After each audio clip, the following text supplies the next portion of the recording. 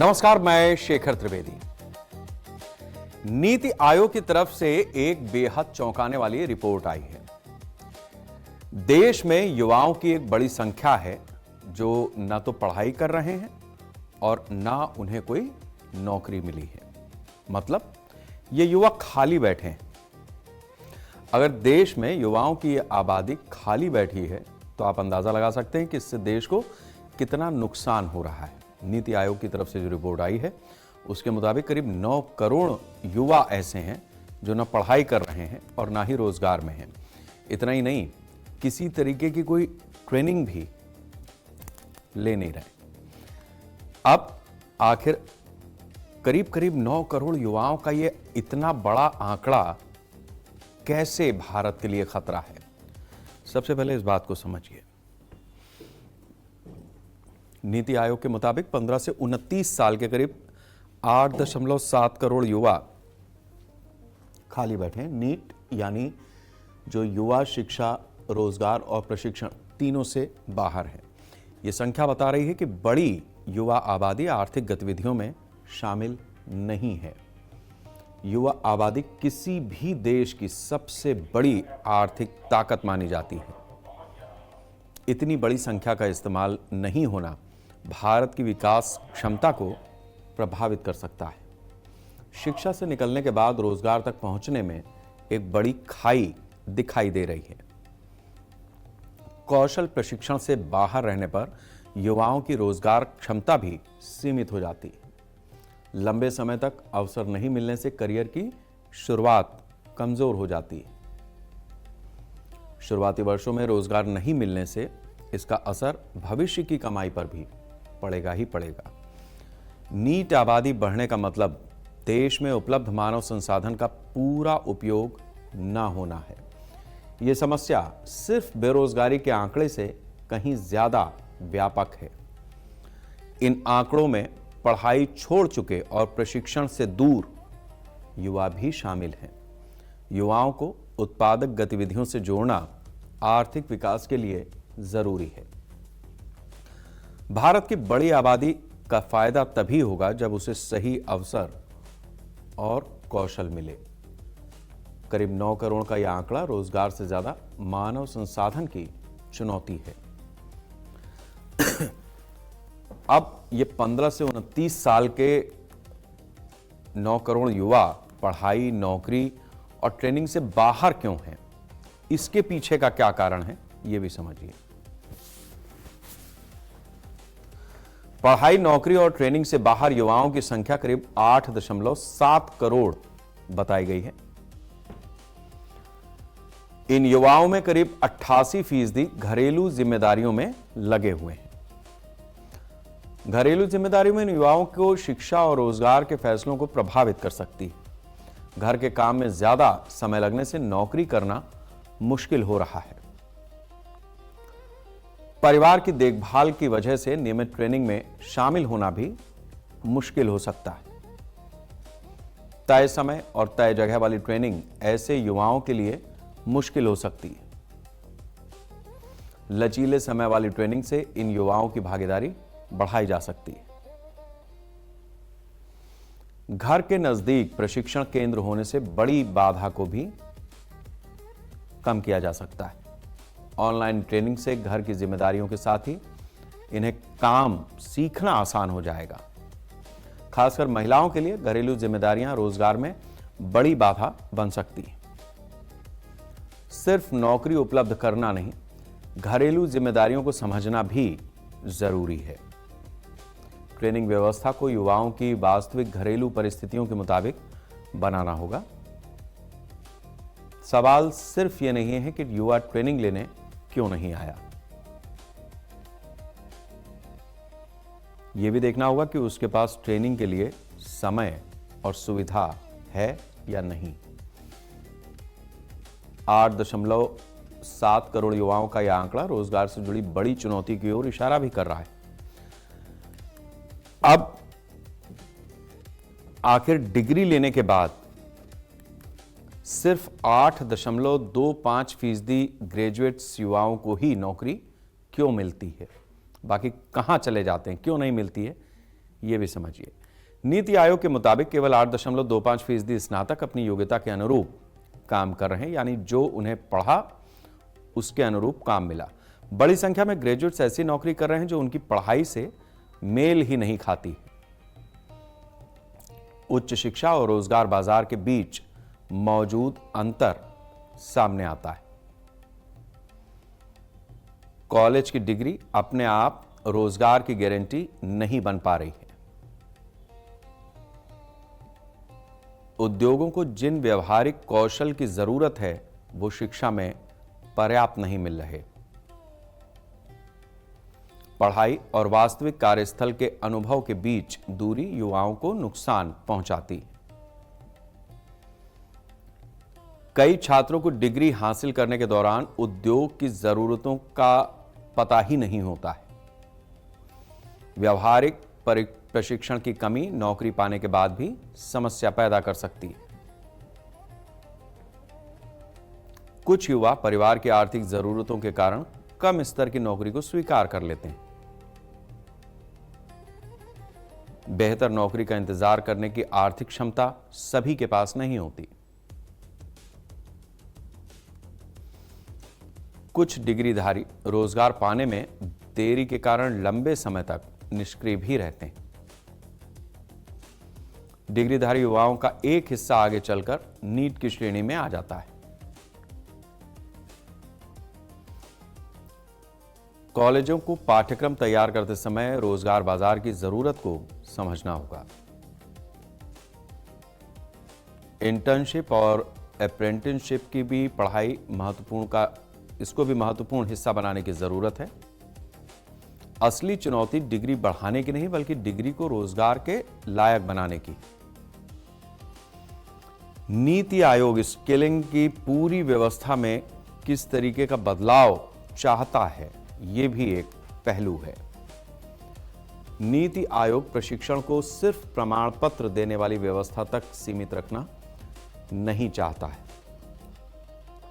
Skilling को रोजगार, कमाई और करियर में आगे बढ़ने से जोड़ने पर जोर है। कम आय वाले युवाओं के लिए सस्ती या सब्सिडी वाली ट्रेनिंग की सिफारिश की गई है। जरूरत के हिसाब से प्रशिक्षण लेने वालों को वित्तीय सहायता देने का सुझाव है। गरीब परिवारों के छात्रों के लिए अतिरिक्त ट्रेनिंग का खर्च बड़ी समस्या बन सकता है। कॉलेज फीस और निजी ट्यूशन के बाद कौशल प्रशिक्षण का खर्च अलग बोझ बनता है। प्रशिक्षण को आर्थिक रूप से ज्यादा सुलभ बनाने की जरूरत बताई गई है। सीखो और कमाओ जैसे मॉडल युवाओं की आर्थिक बाधा कम कर सकते हैं। प्रशिक्षण स्थानीय रोजगार की मांग के हिसाब से तैयार करने की जरूरत है। उभरते क्षेत्रों के लिए छोटे और लचीले प्रशिक्षण कार्यक्रम भी विकसित करने की बात कही गई है। पहले से काम कर रहे लोगों के लिए मिड कैरियर रीस्किलिंग पर भी जोर है। बदलती तकनीक के साथ पुराने कौशल को लगातार अपडेट करने की जरूरत है। स्वरोजगार को भी स्किलिंग व्यवस्था का महत्वपूर्ण परिणाम माना गया है। कॉलेजों में अप्रेंटिसशिप और इंटर्नशिप के अवसर बढ़ाने का भी सुझाव दिया गया है। नया मॉडल सवाल पूछ रहा है कि प्रशिक्षण के बाद युवा कमाएगा कैसे और आगे कैसे बढ़ेगा। अब सवाल यह है कि आखिर कक्षा 6 से कौशल और कक्षा 9 से कौशल ट्रैक शुरू करने की जरूरत क्यों पड़ी है।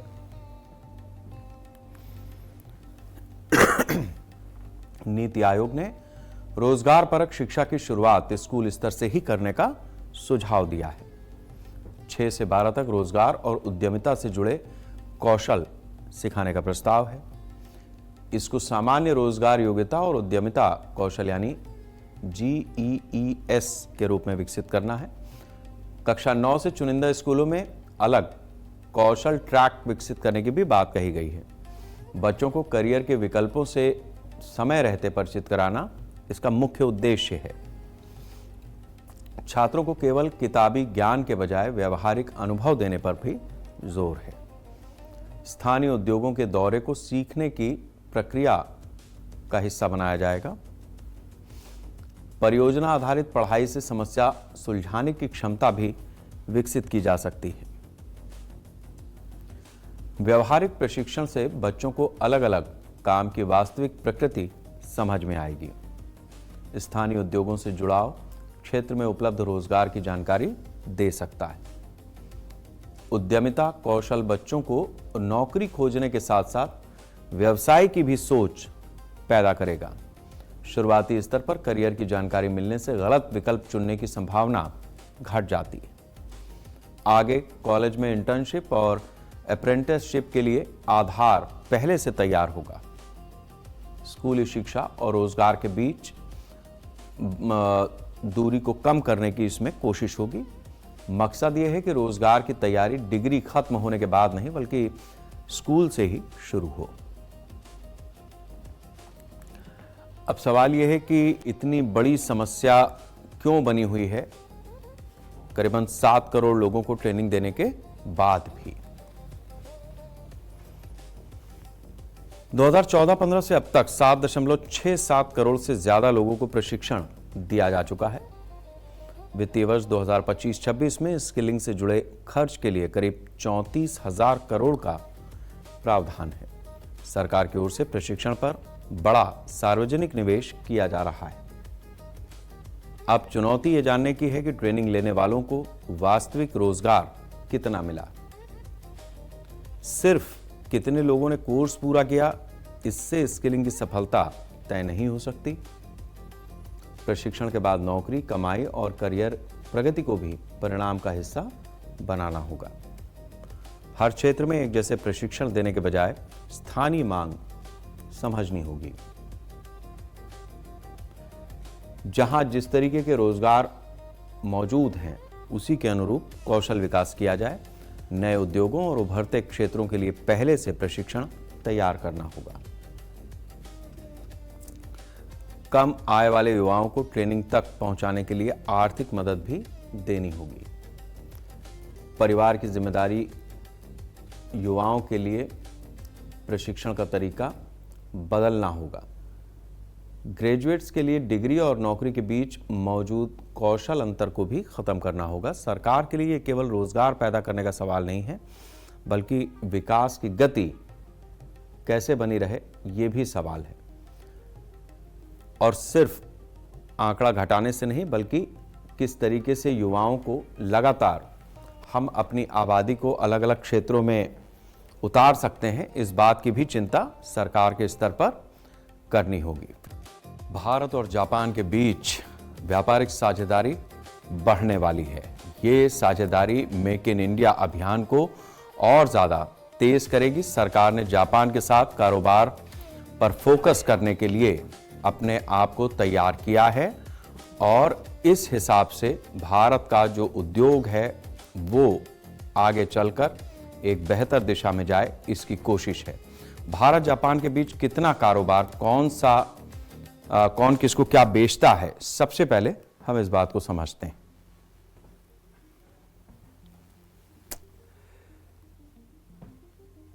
वित्तीय वर्ष 2025-26 में भारत जापान का द्विपक्षीय व्यापार करीब 27.5 अरब डॉलर का रहा है। वित्तीय वर्ष 2025-26 में भारत और जापान का वस्तु निर्यात 6.04%। जापान से भारत आयात करीब 21.44 अरब डॉलर का रहा है। जापान के साथ भारत का वस्तु व्यापार घाटा करीब 15.4 अरब डॉलर का रहा है। जापान के साथ भारत का व्यापार बढ़ा लेकिन आयात की रफ्तार तेज रही। भारत जापान से करीब 3.5 गुना ज्यादा मूल्य का सामान आयात करता है। जापान भारत के लिए औद्योगिक मशीनरी और तकनीकी सामान का बड़ा स्रोत है। भारत जापान को वाहन, रसायन, धातु और इंजीनियरिंग उत्पाद भेजता है। जापान भारत के बड़े व्यापारिक साझेदारों में लगातार बना हुआ है। वित्तीय वर्ष 2025-26 में जापान को भारत का निर्यात करीब 6 अरब डॉलर का रहा है। जापान से आयात 21 अरब डॉलर से ज्यादा पहुंचना व्यापारिक असंतुलन दिखाता है। भारत की कोशिश जापानी बाजार में अपने उत्पादों की हिस्सेदारी बढ़ाना है। भारत जापान अब व्यापार की मात्रा के साथ उस संरचना को बदलने पर जोर दे रहे हैं। सीपा की समीक्षा इसी व्यापारिक रिश्ते को ज्यादा संतुलित बनाने का एक अवसर है। आगे लक्ष्य ऐसे कारोबार को बढ़ाना है जिसमें भारत का निर्यात भी बढ़ सके। भारत जापान से क्या खरीदता और बेचता है, यह भी हमें समझना आवश्यक है। इस समय भारत जापान से सबसे ज्यादा औद्योगिक और तकनीकी जरूरत का सामान खरीदता है। जापान से मशीनरी और औद्योगिक उपकरण भारत के लिए महत्वपूर्ण आयात हैं। इलेक्ट्रिकल मशीनरी और इलेक्ट्रॉनिक उपकरण भी आयात की बड़ी श्रेणी है। ऑटोमोबाइल उद्योग के लिए जापानी मशीनरी और कंपोनेंट की अहम भूमिका है। लौह इस्पात और उससे जुड़े औद्योगिक उत्पाद भी जापान से ही आते हैं। रसायन और विशेष औद्योगिक सामग्री भी भारत के आयात में शामिल है। भारत जापान को मोटर वाहन और ऑटोमोबाइल उत्पाद निर्यात करता है। इंजीनियरिंग उत्पाद भारतीय निर्यात की महत्वपूर्ण श्रेणी बने हुए हैं। जैविक रसायन भी जापान जाने वाले भारतीय उत्पादों में शामिल है। समुद्री उत्पादों के लिए जापान भारतीय कंपनियों का महत्वपूर्ण बाजार है। एल्यूमीनियम और उससे बने उत्पाद भी भारत जापान को बेचता है। भारत टेलीकॉम और इलेक्ट्रॉनिक उपकरणों का निर्यात भी करता है। भारतीय निर्यात में तैयार औद्योगिक उत्पादों की भूमिका बढ़ाई जा सकती। जापान की टेक्नोलॉजी और भारत का उत्पादन क्षमता को जोड़ना एक नया अवसर पैदा कर सकता है। भविष्य में दोनों देशों का व्यापार सिर्फ सामान नहीं बल्कि टेक्नोलॉजी और सेवाओं पर भी केंद्रित होगा। जिस तरीके से 2032 तक 150 अरब डॉलर का चिप बाजार तैयार हो रहा है, इससे जापान को कितना फायदा है यह भी समझिए। भारत में सेमीकंडक्टर की घरेलू मांग 2032 तक 150 अरब डॉलर तक पहुंचने का अनुमान है। इतनी बड़ी मांग भारत को वैश्विक चिप उद्योग के लिए बड़ा बाजार बना सकती है। मोबाइल और इलेक्ट्रॉनिक्स उद्योग चिप की मांग बढ़ाने वाले प्रमुख क्षेत्र हैं। इलेक्ट्रिक वाहनों में सेमीकंडक्टर की जरूरत तेजी से बढ़ रही है। एआई और डेटा सेंटर चिप की नई मांग पैदा कर रहे हैं। भारत अब चिप के आयातक से उत्पादन और डिजाइन केंद्र बनने की कोशिश कर रहा है। सरकारी रणनीति में चिप डिजाइन को महत्वपूर्ण हिस्सा बनाया गया है। सेमीकंडक्टर मशीनरी और जरूरी सामग्री का स्थानीय इकोसिस्टम विकसित किया जा रहा है। फैब्रिकेशन यानी चिप निर्माण संयंत्र स्थापित करने पर भी जोर है। एटीएमपी और ओएसएटी से चिप पैकेजिंग और टेस्टिंग क्षमता बढ़ाने की योजना है। रिसर्च और डेवलपमेंट को सेमीकंडक्टर रणनीति में शामिल किया गया है। चिप उद्योग के लिए प्रशिक्षित तकनीकी प्रतिभा तैयार करने पर भी जोर है। जापान की मशीनरी और तकनीकी विशेषज्ञता भारत के लिए उपयोगी हो सकती है। भारत का बड़ा बाजार जापानी सेमीकंडक्टर कंपनियों के लिए आकर्षण बढ़ा सकता है। चिप क्षेत्र दोनों देशों के व्यापार को पारंपरिक सामान से हाईटेक उद्योगों तक ले जा सकता है। जापान का 10 ट्रिलियन येन निवेश का लक्ष्य है। भारत में निवेश कहां पे होगा, किस तरीके से होगा, ये भी। जापान ने अगले दशक में भारत में 10 ट्रिलियन येन निजी निवेश का लक्ष्य रखा है। भारतीय मुद्रा में यह राशि कई लाख करोड़ रुपए जाकर बैठती है। निवेश का फोकस पारंपरिक उद्योगों के साथ नए क्षेत्रों पर बढ़ रहा है। सेमीकंडक्टर जापानी निवेश के संभावित रणनीतिक क्षेत्रों में शामिल है। एआई में रिसर्च और टेक्नोलॉजी और कारोबार के नए अवसर तलाशे जा रहे हैं। क्रिटिकल मिनरल्स भविष्य की सप्लाई चेन के लिए महत्वपूर्ण क्षेत्र हैं। बैटरी उद्योग में जापानी तकनीक और भारतीय बाजार का मेल हो सकता है। ऊर्जा क्षेत्र में भी दोनों देशों के बीच निवेश की संभावनाएं बढ़ी हैं।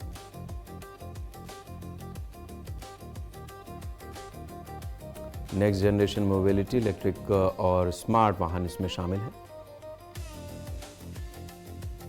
मैन्युफैक्चरिंग में जापानी पूंजी भारत की उत्पादन क्षमता बढ़ा सकती है। भारत में 1400 से ज्यादा जापानी कंपनियां पहले से काम कर रही हैं। 8 राज्यों में 11 जापानी औद्योगिक टाउनशिप भी विकसित किए गए। जापान भारत का 5वां सबसे बड़ा एफडीआई स्रोत बन चुका है। गिफ्ट सिटी के जरिए जापानी संस्थागत पूंजी आकर्षित करने पर भी बातचीत हुई है। लक्ष्य सिर्फ पूंजी लाना नहीं बल्कि टेक्नोलॉजी, रोजगार और वैश्विक सप्लाई चेन जोड़ना है। जापान की 21 कंपनियां सेमीकंडक्टर और एआई सेक्टर में काम करना चाहती हैं। भारत में इस चीज को लेकर के भी इनका बड़ा स्कोप दिखाई दे रहा है। टोक्यो के उद्योग गोलमेज बैठक में करीब 21 प्रमुख जापानी कंपनियां शामिल हुई। टोक्यो इलेक्ट्रॉन सेमीकंडक्टर क्षेत्र की प्रमुख कंपनियों में शामिल है। रैम और टोक्यो इलेक्ट्रॉन की मौजूदगी चिप सेक्टर की अहमियत को दिखा रही है। मिनेबिया, मित्सुमी और तनाका प्रेशियस मेटल्स को भी प्रमोशन है। क्योसेरा, फुजी इलेक्ट्रिक और टीओके जैसी कंपनियां भी बैठक में रही। फुजी फिल्म होल्डिंग्स और टोरे इंडस्ट्रीज ने भी यहां प्रतिनिधित्व किया। एनईसी और एयर वाटर जैसी कंपनियां भी चर्चा में आई।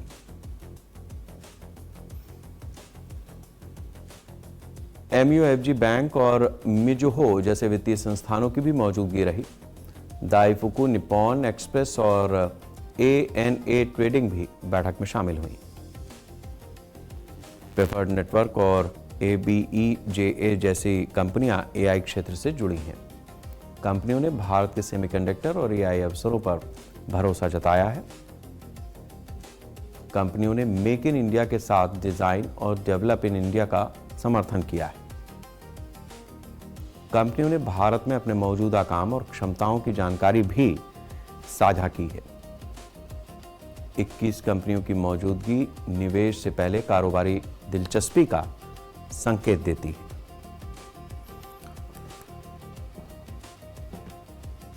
इसी साल जुलाई में प्रधानमंत्री मोदी और जापान के प्रधानमंत्री ताकाइची के बीच जो बैठक हुई उसी से ये नए समीकरण बने और अब उसके परिणाम धीरे धीरे सामने आ रहे हैं। इस बैठक में जो तय हुआ,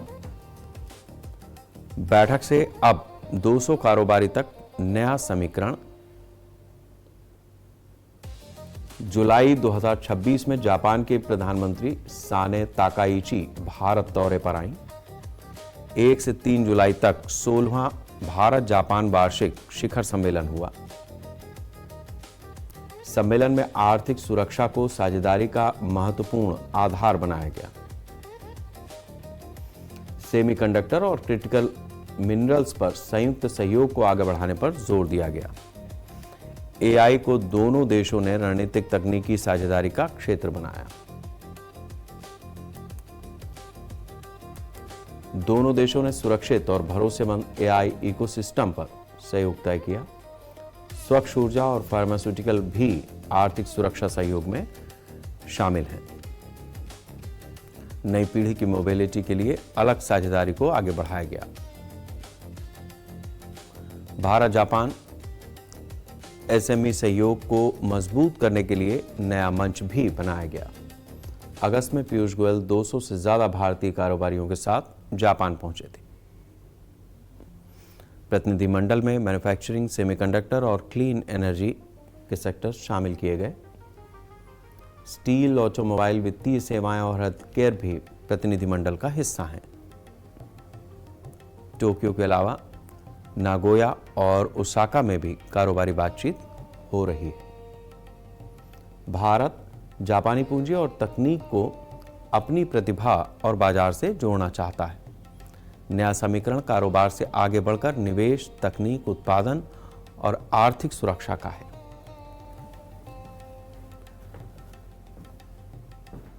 ये समझौते दोनों ही देशों के लिए लाभप्रद हो सकते हैं, होते भी हैं। जिस तरीके से फिलहाल स्थिति है उसमें भारत को अपनी क्षमता बढ़ानी होगी। हमारे यहाँ ज़्यादा बेहतर तरीके के लोग बेहतर एक्सपेरिमेंट्स करके नई चीज़ों को इनोवेट करें। इससे देश मजबूत होगा और निर्यात भी बढ़ेगा। अगर आप ज़्यादातर वाईफाई से घिरे रहते हैं तो फिर आप समझ लीजिए कि आपको सतर्क होने की ज़रूरत है। अगर आप चाहते हैं कि आप का फ़ोन घर पर रखा रहे और आप वाईफाई के रडार से बच जाएं, तो ऐसा नहीं है। अब हर समय आप ट्रैक हो रहे हैं और ये अपनी तरह से बहुत खतरनाक है। किस तरीके का खतरा है, किस तरीके से आपको इससे बचना है और किस तरीके के प्रिकॉशंस लेना आज की तारीख में ज़रूरी है, इस बात को सबसे पहले समझने की ज़रूरत है। क्या बिना फ़ोन के भी वाईफाई आपको ट्रैक कर रहा है, पहचान रहा है? समझिए इस बात को। जर्मनी के कार्लस्नोहे प्रौद्योगिकी संस्थान के वैज्ञानिकों ने नई टेक्नोलॉजी दिखाई है। इस तकनीक में व्यक्ति के पास स्मार्टफोन होना जरूरी नहीं है। स्मार्ट घड़ी, टैबलेट या लैपटॉप साथ न होने पर भी पहचान संभव है। पहचान के लिए किसी विशेष कैमरे या प्रकाश आधारित उपकरण की भी जरूरत नहीं है। बाजार में उपलब्ध सामान्य वाईफाई उपकरणों का इस्तेमाल किया जा सकता है। राउटर और आसपास के उपकरणों के बीच होने वाला संचार अहम है। शरीर से टकराकर रेडियो तरंगों में बदलाव पैदा होता है। नए बदलाव से व्यक्ति की रेडियो आधारित तस्वीर तैयार की जा सकती है। कृत्रिम बुद्धिमत्ता इन तरंगों में मौजूद विशेष पैटर्न को पहचान सकती है। व्यक्ति के चलने और शरीर की स्थिति से अलग अलग संकेत बनते हैं। शोध में 197 लोगों के वाईफाई संकेतों से जुड़ा आंकड़ा इस्तेमाल किया गया है। परीक्षण में पहचान की सफलता करीब 100% तक पहुंची है। प्रशिक्षित कृत्रिम बुद्धिमत्ता कुछ सेकंड में व्यक्ति की पहचान कर सकती है। नई तकनीक को तरंग दिशा संबंधी सूचना आधारित पहचान पद्धति बताया गया है। वैज्ञानिकों ने इसे भविष्य की निजता के लिए गंभीर जोखिम बताया है। वाईफाई आखिर इंसान की पहचान कर कैसे रहा है, अब यह समझ लीजिए।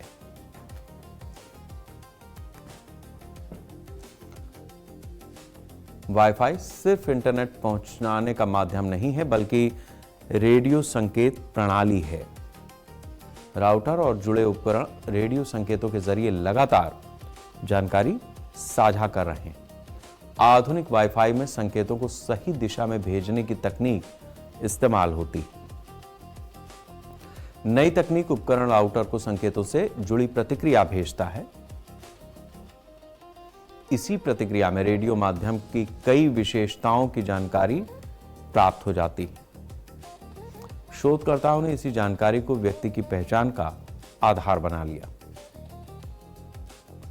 शरीर की मौजूदगी रेडियो तरंगों के फैलाव को प्रभावित करती है।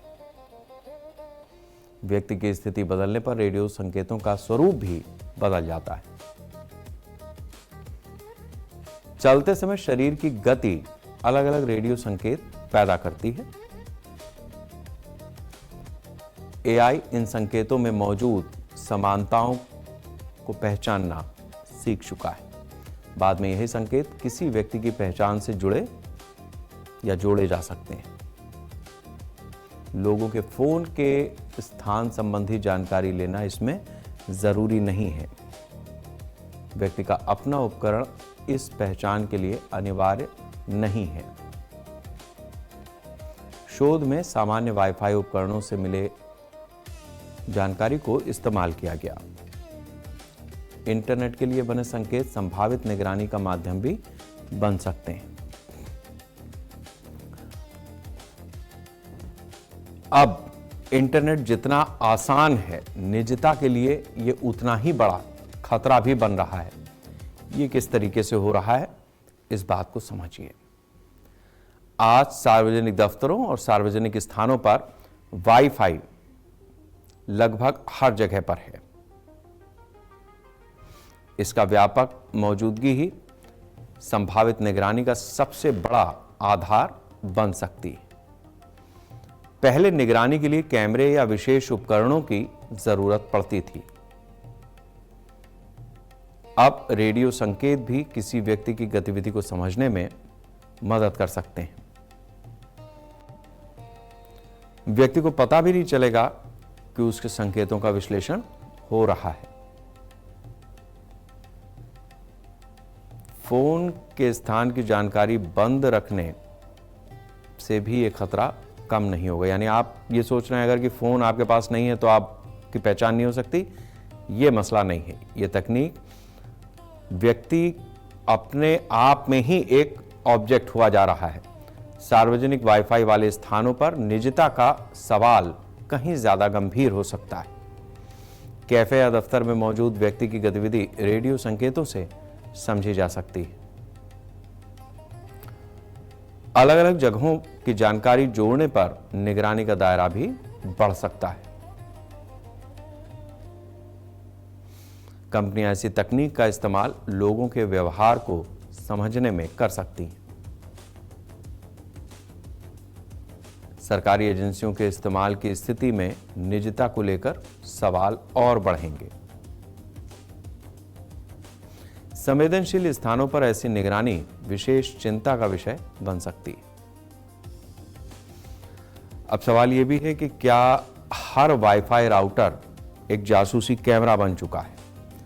यह उससे भी ज्यादा खतरे वाली बात है। शोध का मतलब यह नहीं है कि हर राउटर किसी की भी जासूसी कर रहा है।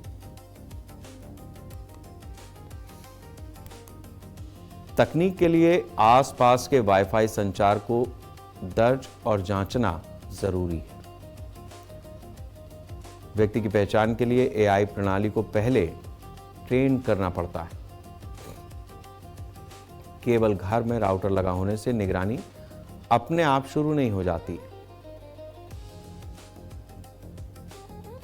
शोधकर्ताओं ने एक ऐसी संभावित निगरानी हमले की टेक्नोलॉजी का भी प्रदर्शन किया है। अध्ययन में 197 व्यक्तियों के आंकड़े का इस्तेमाल किया गया। नियंत्रित परिस्थितियों में पहचान की सफलता 100% तक पहुंची। इसका मतलब यह भी नहीं है कि हर परिस्थिति में इतनी ही सटीक जानकारी मिलेगी।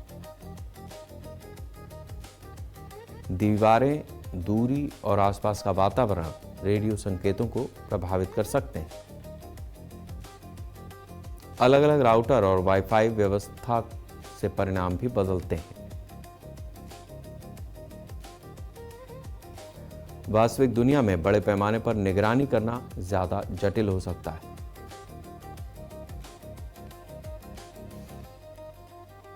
इसलिए यह कहना ठीक नहीं है कि राउटर हर व्यक्ति को 100% पहचान रहा है।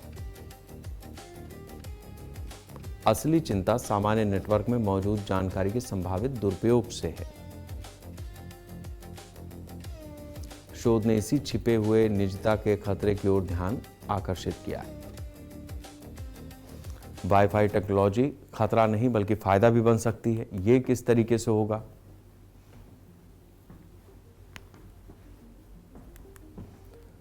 रेडियो संकेतों से इंसानों की मौजूदगी समझने वाली इस तकनीक के सकारात्मक उपयोग भी हैं। स्मार्ट घरों में बिना कैमरे के व्यक्ति की मौजूदगी पहचानी जा सकती है। बुजुर्गों की गतिविधियों पर नजर रखने में भी यह टेक्नोलॉजी उपयोगी है। गिरने जैसी घटनाओं की पहचान के लिए इसका इस्तेमाल किया जा सकता है।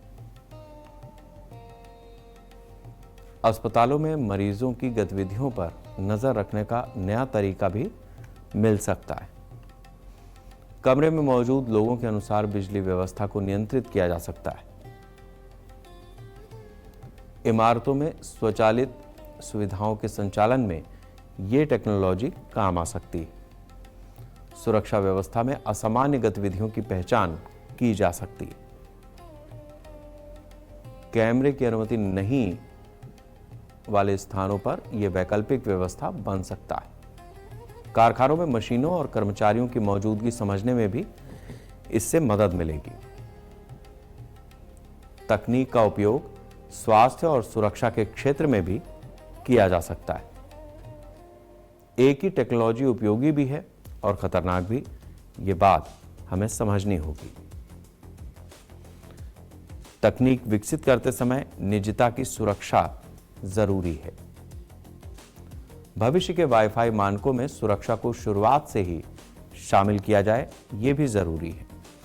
वाईफाई नाम की सदृश्य निगरानी से बचाव किस तरीके से होगा और आगे की चुनौतियां किस तरीके की हैं, यह भी हम समझते हैं।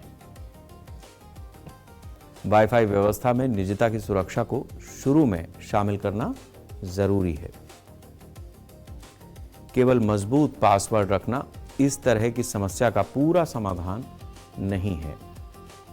राउटर और उपकरणों के बीच होने वाले संकेतों की सुरक्षा महत्वपूर्ण होगी। भविष्य के वाईफाई मानकों में ऐसी जानकारी को सुरक्षित करना जरूरी है। राउटर के सॉफ्टवेयर को नियमित रूप से अद्यतन रखना जरूरी सुरक्षा कदम है। पुराने और असुरक्षित राउटर की जगह नए सुरक्षित उपकरण लगाने चाहिए। सार्वजनिक वाईफाई इस्तेमाल करते समय संवेदनशील गतिविधियों में सावधानी जरूरी है। नेटवर्क संचालकों को जानकारी जुटाने और निगरानी की स्पष्ट नीति बनानी चाहिए। उपयोगकर्ता की जानकारी के बिना रेडियो आधारित निगरानी गंभीर सवाल खड़े कर सकती है। सरकारों को नई वाईफाई आधारित निगरानी तकनीकों के लिए स्पष्ट नियम बनाने होंगे। कंपनियों को जरूरत से ज्यादा व्यक्तिगत जानकारी जुटाने से बचना होगा।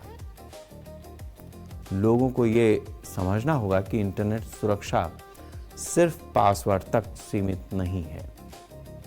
तकनीक विकसित होने के साथ निजता का और आंकड़ा सुरक्षा कानून भी बदलने होंगे। आने वाले समय में अदृश्य रेडियो निगरानी एक नई सुरक्षा चुनौती बन सकती है। इंटरनेट को तेज बनाने के साथ उसे सुरक्षित और निजता के अनुकूल बनाना भी जरूरी है। तो इस लिहाज से जितनी हम तरक्की कर रहे हैं, जिस तरीके से दुनिया तरक्की कर रही है, खतरे भी उतने ही नए हैं और बड़े हैं। जरूरी है कि देश को सुरक्षित रखने के लिए नागरिकों की सुरक्षा को भी पहले प्राथमिकता दी जाए। एक एक नागरिक सुरक्षित होगा कम से कम इस तरह की टेक्नोलॉजी से, तो फिर देश भी सुरक्षित होगा और लोग कह सकेंगे वंदे राष्ट्र।